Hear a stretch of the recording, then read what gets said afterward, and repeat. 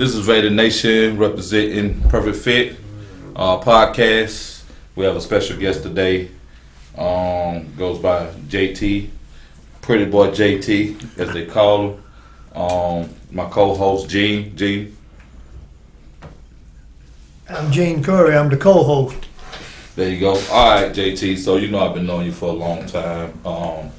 So what made you get into bodybuilding?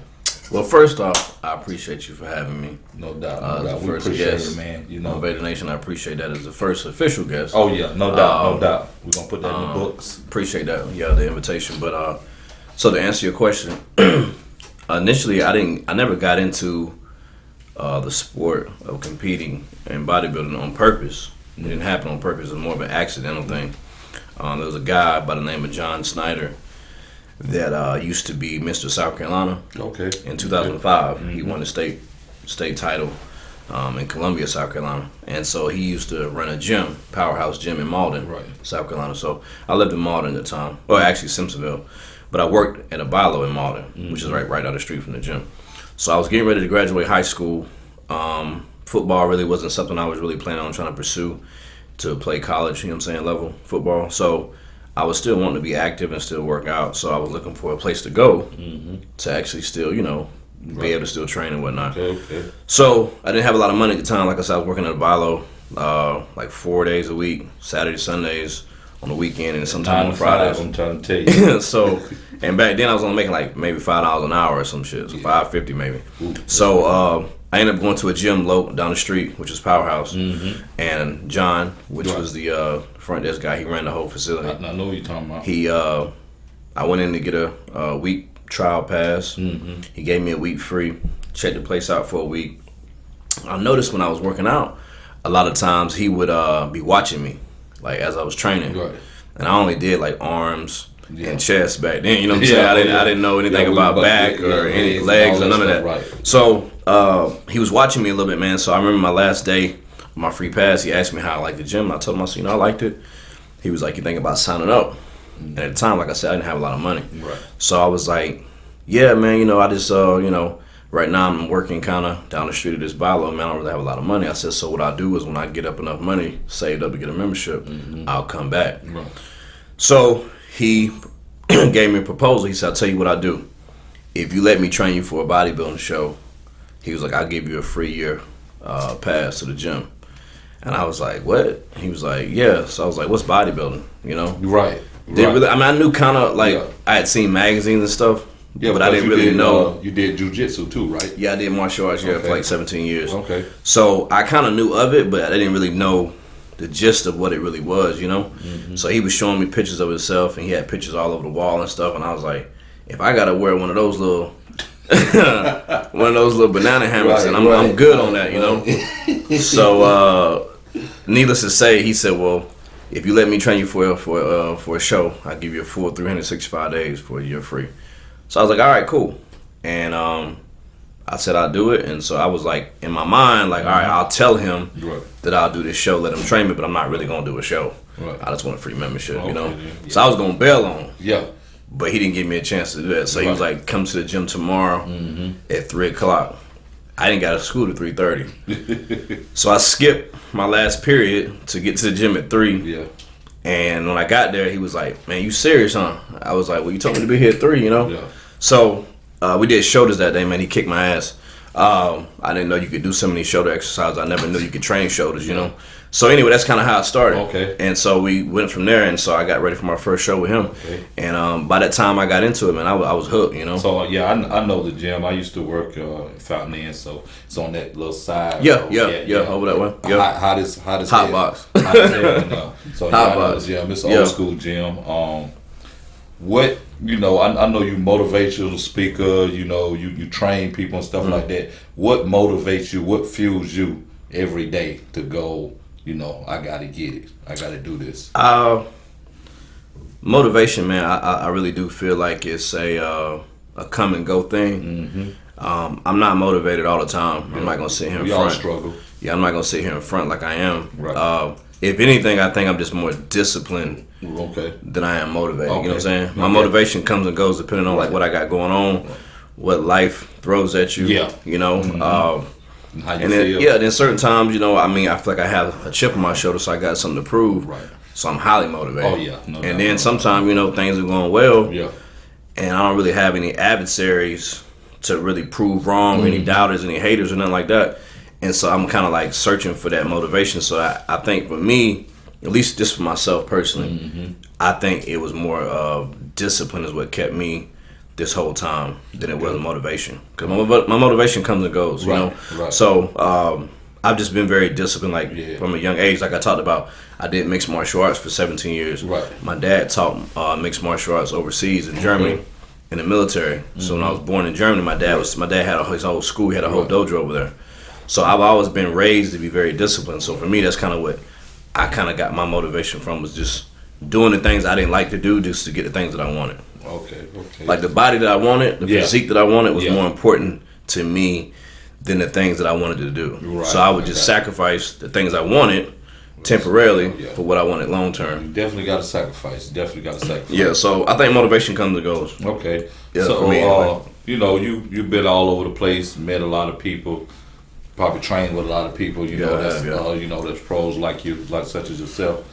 What 3 guys? I'm giving you 3 guys. Oh, okay. What 3 guys would you like to train with? Like, if you was going to say your show was next year, and you had 3 guys to pick from.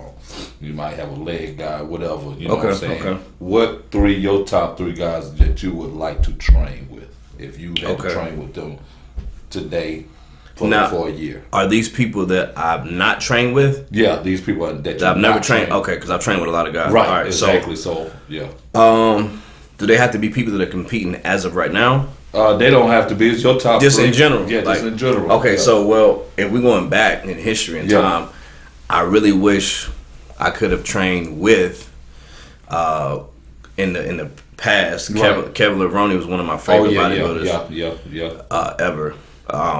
He's one of my all-time favorites. I mean, obviously Flex Willard, you know, Ronnie Coleman, all those guys, but Kevin was somebody I would like to have trained with. Obviously he's not competing now. You know, he's obviously retired, but him, my late friend Sean Roden, who passed away. Yeah, I remember. Yeah.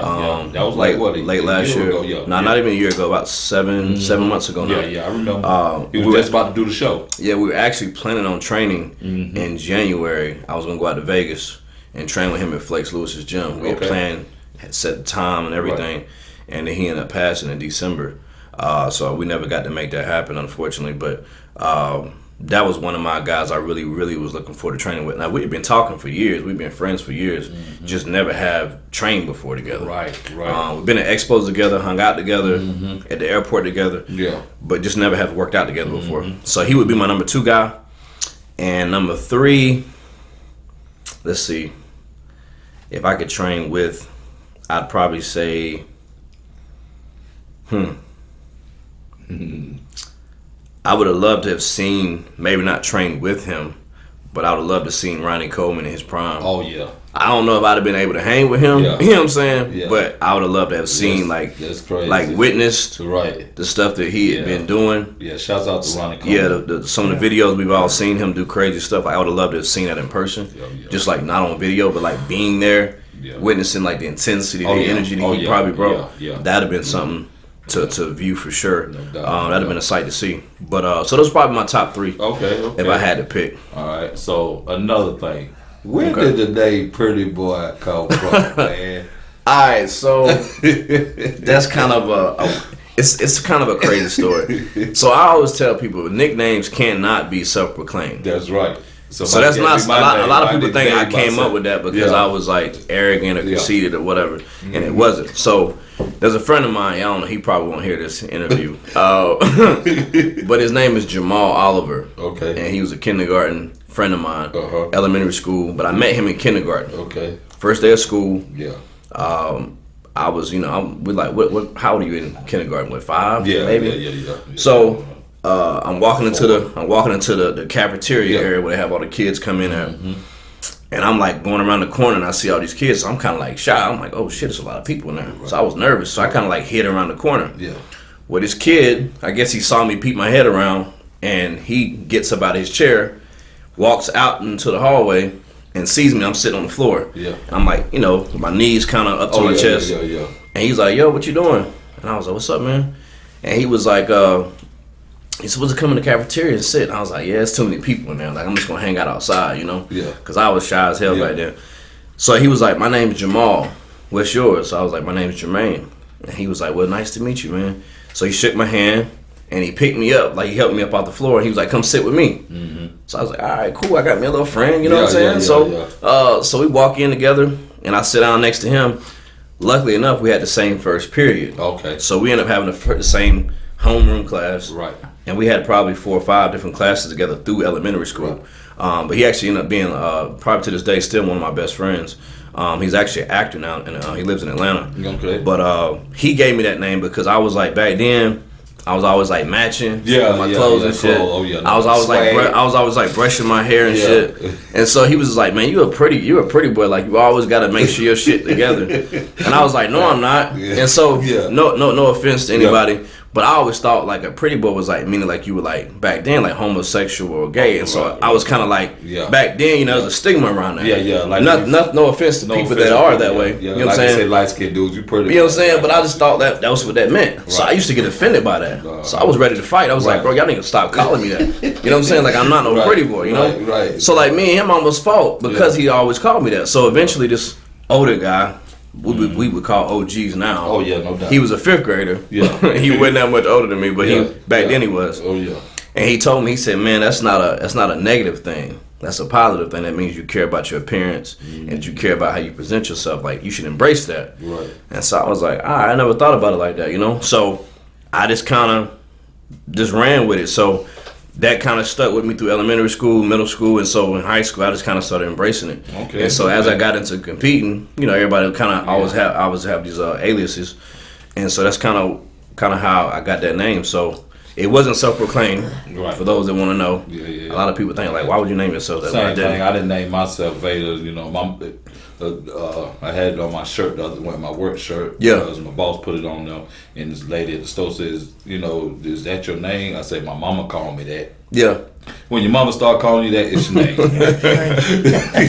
Yeah, that's real. You know what I'm saying? But that's kind of how that happened for me. It wasn't something that I started. I actually, like I said, I didn't like it.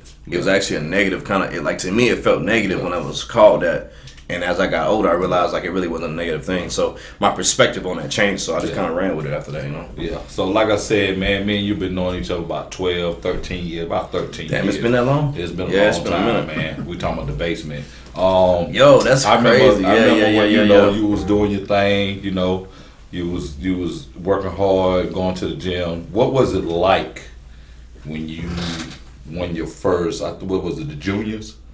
My very first show. 2017 was it, or when I turned pro? Yeah, that was 2015. 2015. What was it like when you won your pro, man? How did you feel? I'll tell you what, man. I had trained that year prior. I had decided that I was going to do nationals that year. Right. Mm-hmm.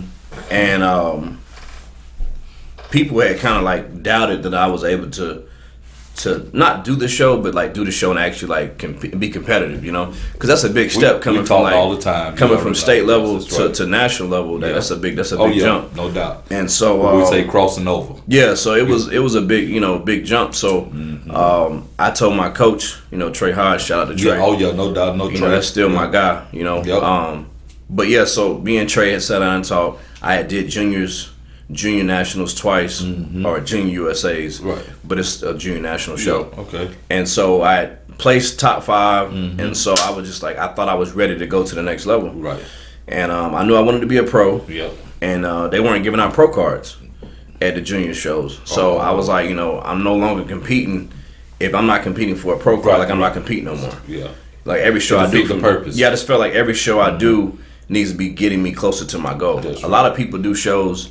And no knock to these people, they just do state level shows over and over again. Yeah. Maybe they love the sport, they love competing, and there's nothing wrong with that. But me, I never got into this like I wanted to be the best. Yeah, I wanted to be the best at it. Like I wanted to be one of the best. You want to elevate everything. So each show I did I had a legitimate reason. Like there was a Like this show led me to the next one. You should. And I was going to step up every time. I feel like that. You should. So Nationals was like the biggest show in Miami. That's what the biggest competition is. Right. So I wanted to go to the biggest show of the year, and I wanted to turn pro there. I didn't want to turn pro at a lot of these other shows. You can go to Team Universe. Yeah. You can go to USA's. I wanted to go to Nationals, where the best of the best go. Yeah. So I started training a year prior, and I remember going to the show, getting first call outs. And I didn't even think I was going to place top 10, to be honest, because people have been telling me the whole time, like, you know, you're going to go down there and get your head busted open. Yeah. It's part of the game. You just got to go out there and it's, you're going to take an L, but just get your feet wet. Yeah. And so I had kind of been hearing that. But in my mind, I was like, I'm going to win. Like, I'm not going to get my feet wet. I'm going to win, you know? Well, hearing that, I kind of started, like, second-guessing myself a little bit. Right. Because I knew it was a big jump from what I was used to competing in. But I gave myself a whole year to get ready. Right. And Trey told me, he was like, yo, if you do everything right and we dial you in perfect, he was like, you can win this show and get your pro card. Okay. So I knew Trey wasn't going to gas me. Nah. You know what I'm saying? Like, if I really wasn't ready, I know he'd tell me. Solid dude. Yeah, he'd tell me, like, you know, we're going to shoot for top 5 or top 10. And so he was like, if you nail it, your conditioning, we can win this show. So I was like, all right, you know, if Trey feeling me, then I'm feeling myself, you know. So I remember getting first call out, and they called my number, and it's like, I think it's 28 of us, bro. Yeah. Something like 28, 30 people in my class. That's a deep class, you know what I'm saying? So light heavies are always the deepest. Oh, yeah. 198, that was like the deepest class. So they called my number. It's like they got this line on the side. It's like 2 rows, like a row here, a row here, a row here, a row here. I'm on the second row, so the judges can't even see me. Right. We all came out, did our individual mandatories, and then they file us off and bring us back and put us in rows. So I can't even see the judges. I'm on the second row back. So I'm like, they're not going to call me because, you know, they can't even see me from back here. They called my number, and I'm not thinking. And people are looking around like, where's number? Let's say it was 98. Yeah. And everybody's like, where's 98? And I'm like, that ain't me, you know? Yeah. And so then I look down, and I'm like, oh shit, that is me. Yeah. You know what I'm saying? Yeah. So I pushed through the crowd, and I come up to the front, and they put me dead center. And Steve Weinberger, who is the number 1 top head judge of the whole federation, he was like center judge. So he's the one calling out the poses. And I'm looking at him dead in his eye, and I was just like, damn, this is really happening. You know, like I'm really here. Like I had dreamed about that moment, bro, for a while. And I had seen him in magazines and videos, but being right in front of him, knowing like he's judging me, was beating the bro, jumping out my chest. You know what I'm saying? But I'm trying to be calm and stuff, right? Right, no doubt. So they got me and the top other 4 guys out to the top 5. First call outs always top 5, and so we go through our mandatory routines, and we go through our whole little spiel, and then we file off. And so he's like, all right, see you guys at the night show tomorrow at finals. So I'm like, damn, like that really happened. So I come on stage, and Trey's like ecstatic, you know what I'm saying? He's like, yo, we in first call out, you was in the center, like it's looking like you first place. And I'm like, what? Like I just went from being like a nobody, you know what I'm saying? Somebody. To all of a sudden, I hop online, I'm on all the like MD, flexonline.coms, I'm on all these little websites, and my picture's up there, and they talking about me. They got video of me and everything. And everybody's like, who is this kid with the purple trunks on? Where did he come from? Because they had people that had been coming to that show 2, 3, 4 years, and they were like shoe-ins to win. Right. But and then I just show up, and they like, who is this kid? Like, where are you from? And I was Fresh water. Yeah, so I was like, I'm from Greenville. They was like, where's that? Yeah. You know, they don't even know where that's at. You about to know where it's at now. Yeah, so I upset a lot of people, man, because they had guys that had been like shoot in to win, and I just pop up out of nowhere. Sometimes it can be but you know, end of the day, I think what it was, I was just undeniable that day. Yeah. And I'll be honest, man, like face. Bro, that was my first time meeting Dexter Jackson. I remember I was running late to my tanning appointment, and I was leaving my hotel because I didn't stay at the host hotel. It was just too expensive. Yeah. And back then, bro, my money was tight. Right. So I remember like I had to stay at a hotel like down the road. Yeah. So I tried to get an Uber. My Uber was late, so I got a taxi. No, sorry, I got a taxi. Taxi was late. We called an Uber. So I get to the venue where the actual host hotel is hosting the event. I'm running late. I'm supposed to get my tan appointment 20 minutes ago. Because everything's time based off of when you're supposed to go on stage. So I'm like, I'm 20 minutes late to my appointment. They're going to probably push me way down the list, and I'm going to be late. So I'm going inside the hotel. I'm getting on the elevator, and I'm on the elevator, and I hear somebody say, "Yo, hold the door," and I'm like, "Fuck," you know, like I'm running late, like I ain't got time to be holding the door, you know. So I'm like, you know what, I'm gonna be a good person and still hold the door. So I held the door, and on comes walking Dexter Jackson, just walks on the elevator, and I'm just like, oh shit, you know what I'm saying, you know. So I look at him, he look at me, he's like, appreciate it, man. I was like, I just kind of looked at him, I didn't say nothing. Yeah. And he was like, you know who I am? I'm like, yeah. I was like, yeah, I know exactly who you are. And so he was like, you Charles Dixon's boy, ain't you? And I was like, yeah. He was like, yeah, I think we spoke on the phone a few times because him and Charles used to talk all the time. Okay. Yeah, and so, yeah. So I was like, yeah, that's my boy. He was like, okay. He's like, well, shit. He was like, what you looking like? And so I was like, shit, I think I look pretty good. So he's like, let's see what you look like. So he's like, let me see. He's like, lift your shirt up. So I lifted my shirt up, showed him my abs, and he was like, yeah, you look all right. He was like, you look all right. And I was like, all right, I know I look good. Like, I know I'm on, you know what I'm saying? Yeah. So he was messing with me. Yeah. But he was like, what class you in? So I told him. He said, where you going? I said, I'm actually going to my appointment. I'm late. And he was like, who you getting your tenant appointment with? I said, Pro-Tan. Mm-hmm. He said, oh, that's my sponsor. He was like, I got you. So I was like, what you mean? He was like, don't worry about it. Just follow me. So we get out the elevator. He walks right up to the table. It's probably 100 people in line. Yeah. So I'm late. Yeah. We walked past probably no lie like 100 people, real talk. Ooh. And he walks up, he's like, yo, this is my boy JT. He was like, he was with me earlier, we was doing some stuff, so he a little bit late. He was like, go ahead and slide him in next. So she was like, okay, Dexter, no problem. I got him taken care of. Like, whoa. Bro, slide me right in. I was like, bro, good looking out. Yeah, you feel bro, me? Now you know who you I feel am. Me? So he was like, no problem, man. You know what I'm saying? He was like, want to make sure you know you ain't stressed or whatever. Right. He was like, go do your thing today. Mm-hmm. I said, I owe you. He's like, get your pro card and we'll call it even. That's what's up. I said, I bet. That's what's up. And so that was my first interaction with Dexter Jackson. Oh, okay. And so me and him been tight ever since. That's what's up. But he looked out for me, so I felt like it was just that weekend was just it was fake. Yeah, bro. It was like that energy was everything just clicked. Yeah, just I couldn't have asked for a better weekend. That's what's up. Everything went my way that weekend. All right. So you know all that and everything. You know your bodybuilding. You know, I seen you doing stuff for the homeless. I see you, you know, doing stuff for other things you do.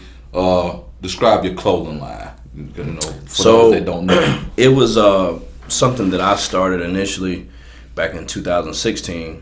Well, I came up with the concept in 16, but I released it in 17. But and then I brought my business partner Mason, which is one of my homeboys. Right. I brought him in with me. He was one of the guys that dealt with like all the logistic stuff, all the marketing and all that stuff, running the website. And I, we would come up with the ideas and the clothing together. Right. I would do all the shipping and mailing and all that stuff. And he came up with, he would just ran the behind the scenes stuff. No doubt. So I brought him in like a year later. But I wanted to come up with an idea. Because a lot of guys that do bodybuilding compete in my sport, they have T-shirts with like their names on it, their face on it. Yeah, no doubt. Which is cool, if you're supporting that person. I don't have an issue with that. Yeah. But I wanted it to be bigger than like myself. You know what I'm saying? I wanted it to be more than, I wanted it to be a movement, not like something that was just like just JT. Yeah. I just felt like it was kind of vain. And I've been told I've been very arrogant and cocky throughout growing up, so I didn't want to have something just fed into that. No. So I wanted to have something people could get behind. Right. And so I felt like if I came up with a brand, right, whereas like if someone else is wearing that, you don't know that it's my stuff. That's right.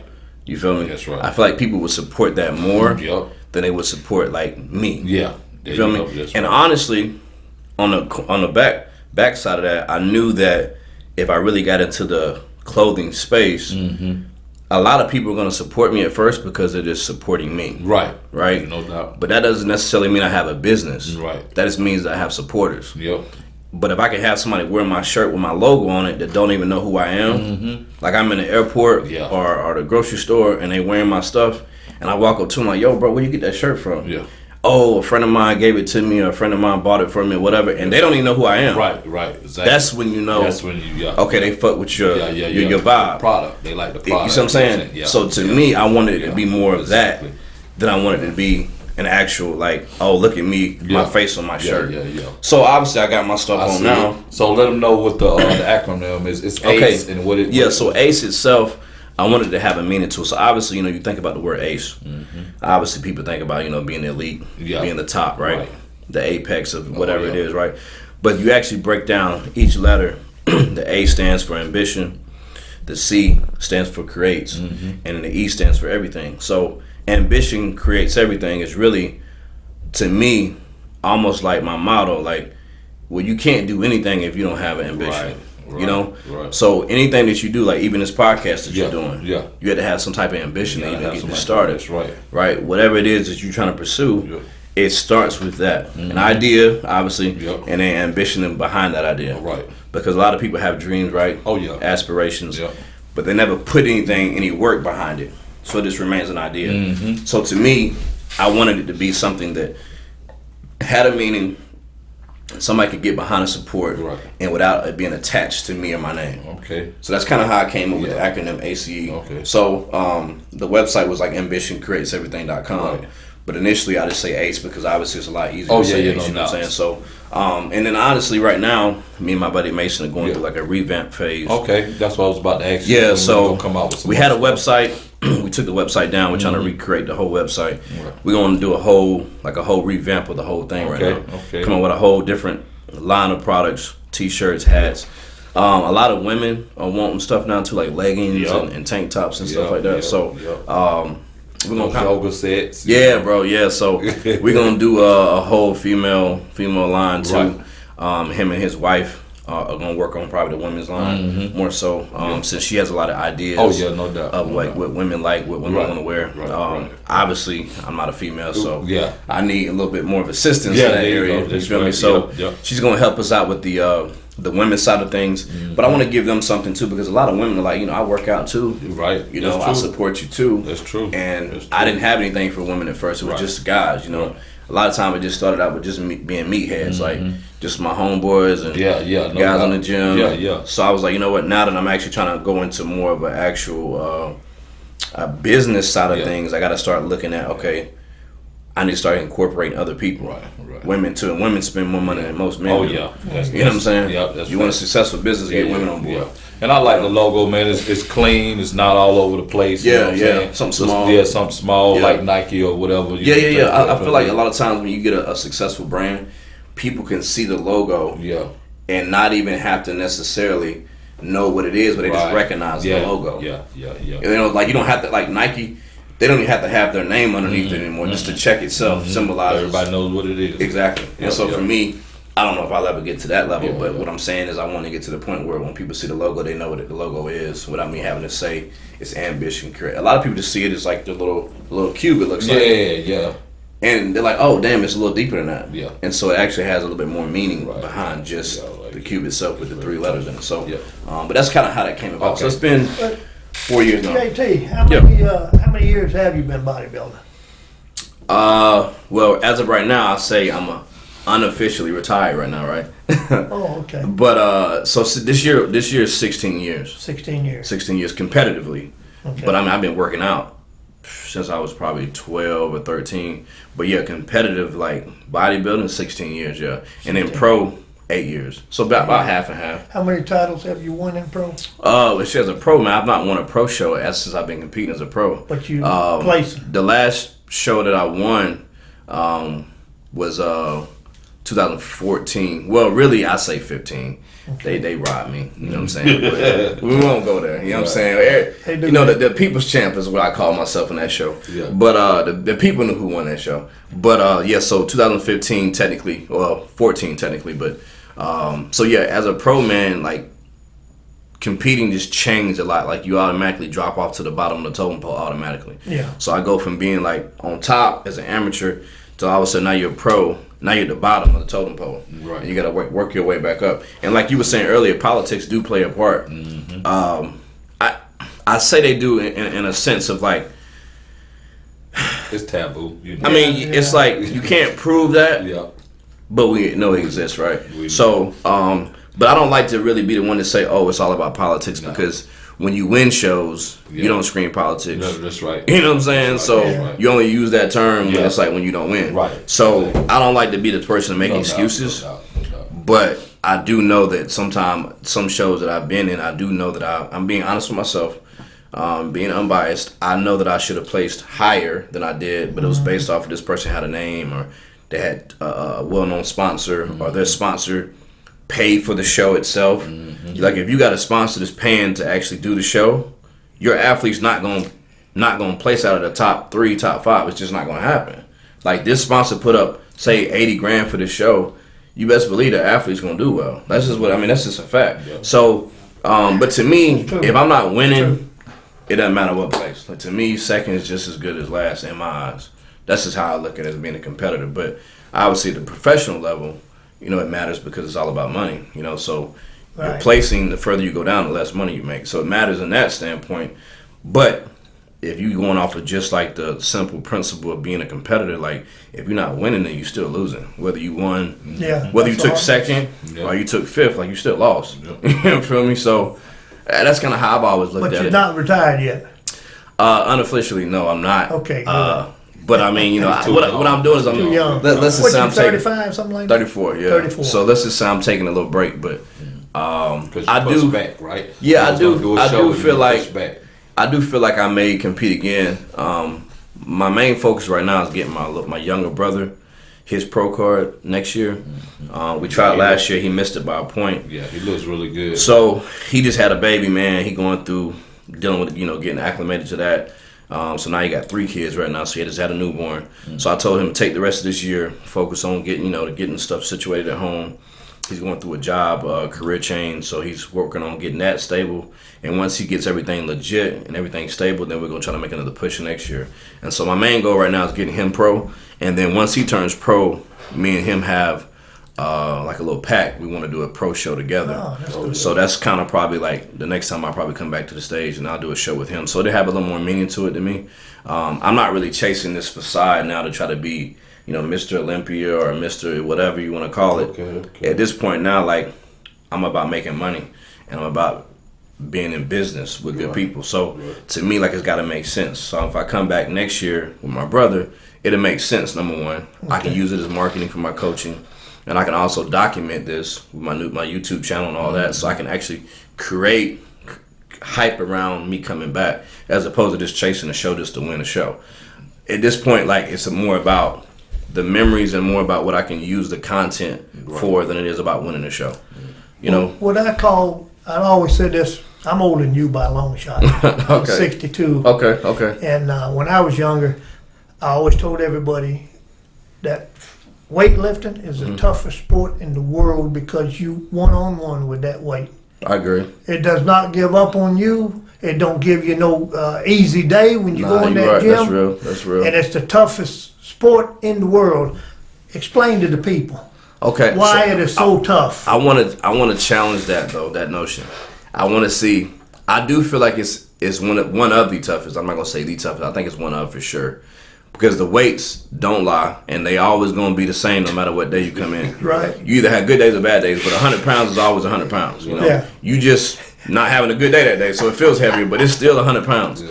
So I will give you that. Okay. But I think in some capacity, combat sports are a little bit tougher just because there's a literal adversary you have trying to cause bodily harm to you.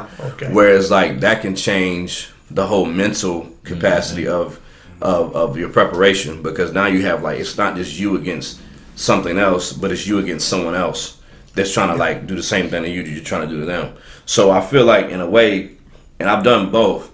Now what I will say is it's a different type of discipline, because weightlifting and then bodybuilding is 2 separate things. Like what you eat, what you don't eat, that affects your performance. Right. So that's a different aspect as opposed to like most just regular sports. What you eat doesn't really affect you that much. But like in bodybuilding, like it does. Everything you put in your body affects what you look like. At the end of the day, that's like your performance. Like if you got a high performance car, you're not gonna put 87. You know what I'm saying? Type of gas, you're gonna put 93. You want the best. So it's the same thing with bodybuilding. But I do think it requires a certain type of discipline to do what we do, because like you said, you're not gonna have good days every day. Your mood changes. Your mood changes. But out of any relationship that I've been in, the relationship I have with the gym is probably the most consistent. And the gym, the weights don't talk back to you. You know what I'm saying? No knock against women. You know what I'm saying? I love women, but I'm just saying, like, it's the same. What you get is what you get. You're gonna come to the same. But it don't give you a break though. Nah, it doesn't. Like when you come in the gym, like it's gonna give you the same thing it gave you yesterday. Yeah. That's one of the only things I can count on to be consistent. Yeah, it's consistent every time. So I know 100 pounds is not gonna feel lighter tomorrow because it's just not gonna happen. If it feels lighter, it's because I got stronger. Yeah. The weight didn't change. I did. Let me ask you another question now. Yeah. What are your favorite 5 exercises that you do, that Okay. you love? Okay. And then tell me the 5 that you hate, but you got to do anyway. Oh man. Well. Because bodybuilders got to do a lot that I they don't definitely my favorite. Okay, let's start with my favorite first. Okay. My favorite side laterals for shoulders. I'm a shoulder guy for sure. I feel like that starts off a physique is your shoulder. Okay. You can't hide shoulders in a suit, in a shirt, in a hoodie. Like you got shoulders, you people don't see them. You know what I'm saying? You can't hide shoulders. Shoulders. So side laterals. I like doing shoulder presses. I like doing any type of chest press, whether it be incline or flat. A chest press for sure. A tricep extension I like doing too. I'm a tricep guy. To me, I think, when you wear a cut-off sleeve shirt, not like tank top, but like a regular shirt, when that meat hangs out the back of the shirt, you know what I'm saying? Like, yeah. So that's number 4. Yeah, give it a flex. Yeah. Give it a flex. Oh, yeah, it's a little Woo, something. look at that. And then, so I think that, then probably my number 5. One more time for the fans. Oh, yes, it's a little, little off day right now, you feel me? No, it's looking good. Right. But I think that my number 5, I have to say probably would be probably some type of row. Yeah, like some type of row because those are good. you got any type of row. That's really gonna build that thickness in your lats and your back. The top 5 that I hate. Oh, this is gonna be good. Legs already. Anything with legs, bro. You know what I'm saying? I love it, but it's like a love hate. Yeah. So it's got to get done. You feel me? Yeah. You don't get the whole body. Any type of calf movement, those are that's probably legs and has always been my weaker body part, but those are actually the areas that I went in the hardest more recently because people's like, you always doing legs. I'm like, yeah, because I'm trying to bring them up. I don't love legs the most. I'm trying to bring them up. So I would train them harder or more often. So people thought those were my favorite body parts to train, and it wasn't really that. It was just the opposite. I was training it more often because I needed to bring it up. My stronger body parts I don't train as much because they're stronger, Yeah. Okay. So calf raises, any type of squat, man, with a bar on your back, going down as low as you can and coming back up. That takes a different type of mental fortitude. That's not as pleasurable. There's a lot of other exercises. Deadlifting, picking up something from the floor, just dead weight.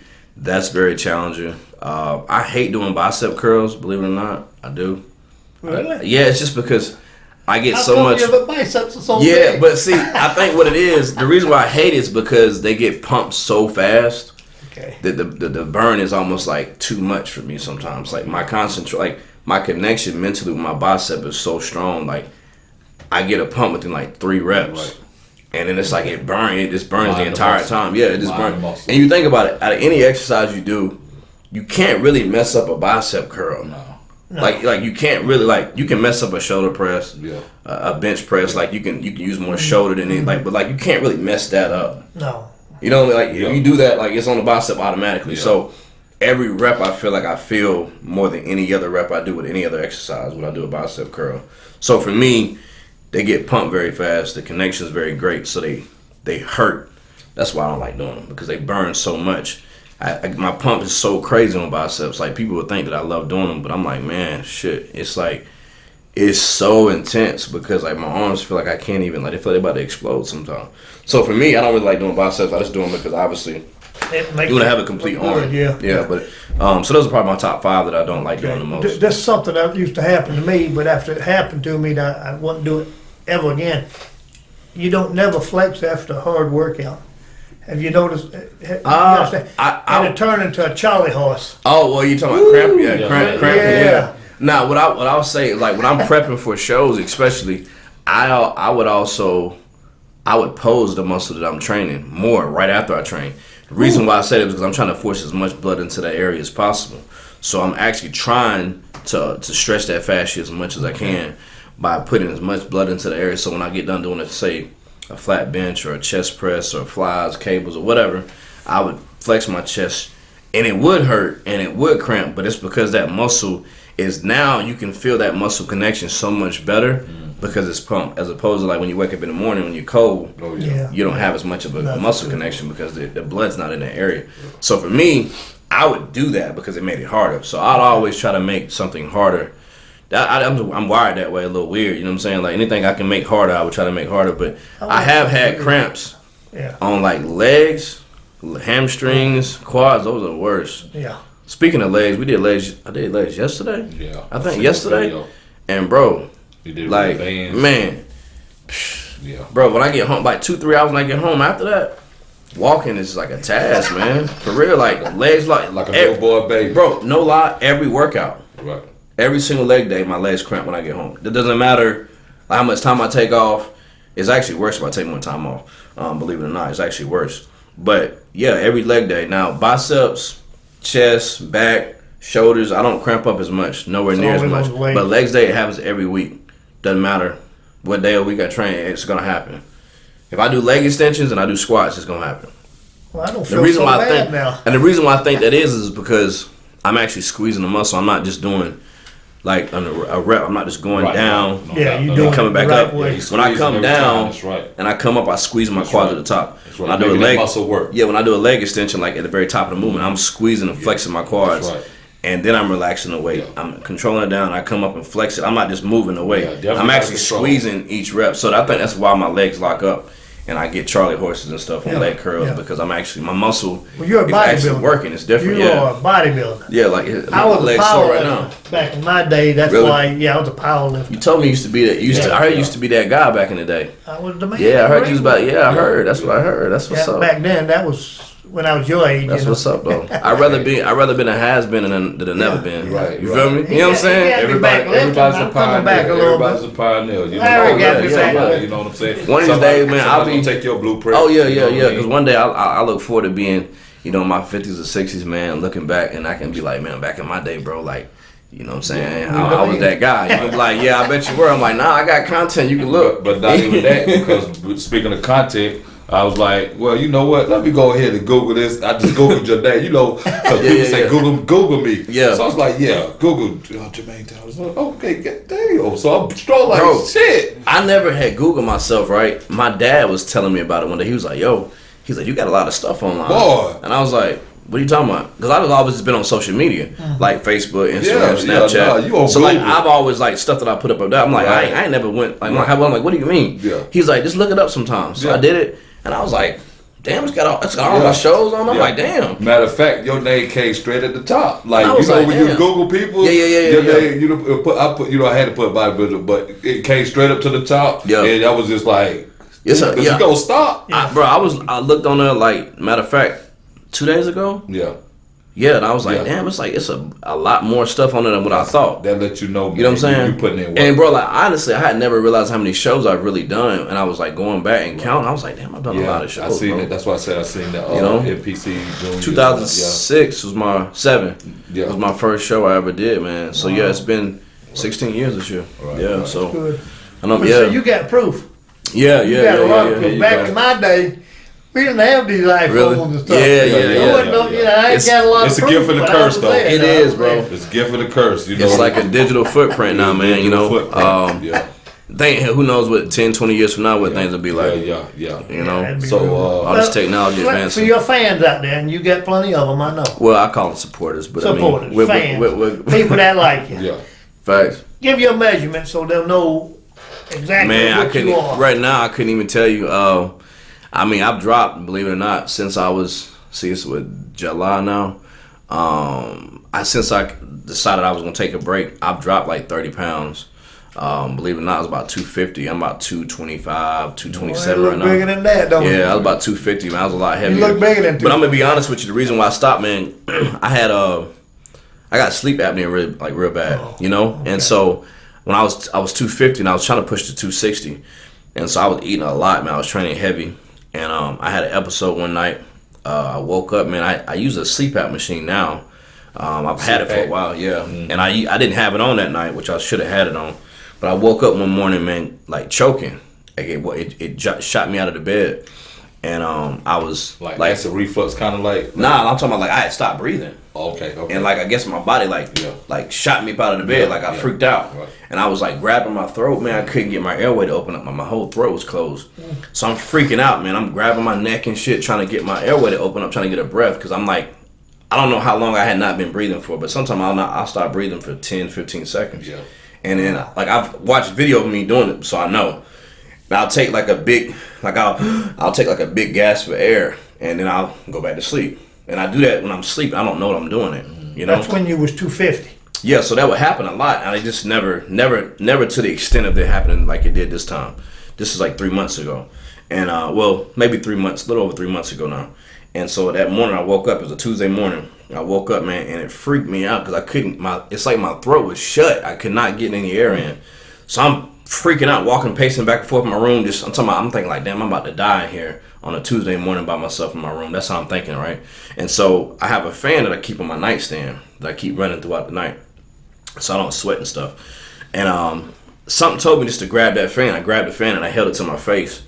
And that cool air from that fan allowed me to, I don't know if it allowed me just to get some air or cool me down. I don't know which one it was, but I got a breath, finally. Freaked me out, man.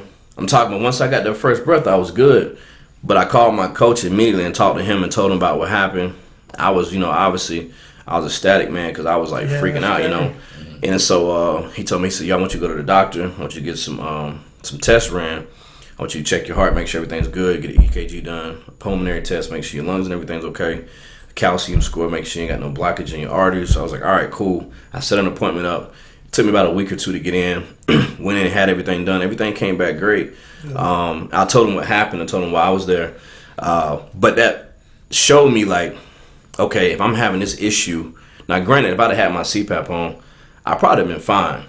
But if my body's having an issue breathing on its own, then I'm obviously too big. You feel what I'm saying? So you need to be around 220 or under? Yeah, so I knew like 260 wasn't going to be any better, But my goal was to be 260, and I was going to try to go to open. That was my goal. I was going to try to do at least one open show and see how I fared, and then decide if I wanted to stay or not, or if I wanted to walk away from bodybuilding. Totally, that was my goal. And so when that happened, I was like, you know what? Like, this ain't worth me dying over. You know what I'm saying? So, and I just, like I said, my friend Sean Roden had just passed.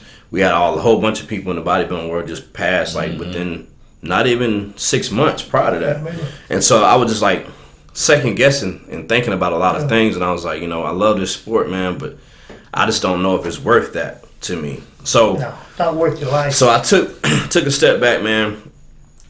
Changed my diet completely. I went down to like 3 meals a day instead of 6. So I've dropped like 30 pounds, believe it or not. So I used to be a lot heavier and a lot bigger than I am now. Oh, yeah. If there's any consolation to you, you still look 260 to me. Well, I appreciate it. The still looks compliment, 260 man. to me. But I ain't gonna lie, it has mentally been messing with me a little bit, because I'm not used to seeing myself a lot smaller.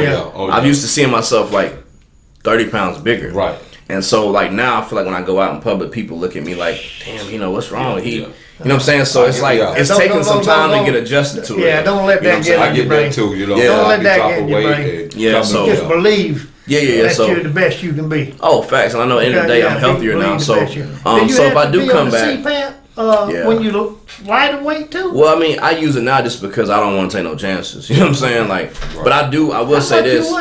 I'm about 225, 227 right now. Yeah. I'm at 230. Yeah. I'm 235, man. Yeah, You're bigger than me. He's a different Ain't he bigger than me? 228. Yeah. Like I always tell them, they look at me and say, you 230. I said, I'm a compact 230. He's a compact 260. Right, exactly. But I was like, so the heaviest I've been was 250. That's the biggest I'd ever got. But and I ain't gonna lie, man, like I was just eating a lot and I was training heavy.